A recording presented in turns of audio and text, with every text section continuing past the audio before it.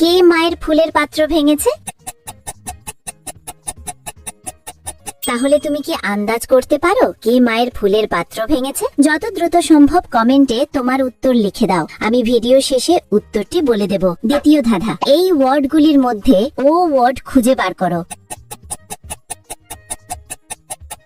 ওয়ার্ডটি খুঁজে পেলে লাইক দাও, যেন বুঝি তুমি ঠিক দেখেছো। তৃতীয় ধাঁধা, যখন তুমি শেয়ার বাটনে ক্লিক করো, তারপর মোর বাটনে ক্লিক করো, এখন দেখো 3 নাম্বার অ্যাপসটি কি আসে। আমার মনে হয় ফেসবুক অ্যাপসটি। আমার অনুমান যদি সঠিক হয় তবেই তুমি এগোতে পারবে। তুমি কি জানো, তুমি যদি আমাকে সাবস্ক্রাইব করো তাহলে সকালে ঘুম থেকে উঠে একটা সুখবর পেতে পারো। ফাইনাল ধাঁধা, কমেন্ট বাটনে ক্লিক করো এবং তোমার কিবোর্ড থেকে এই ইমোজিটা খুঁজে বার করো। কিন্তু সাবধান, এটা সব কিবোর্ডে থাকে না।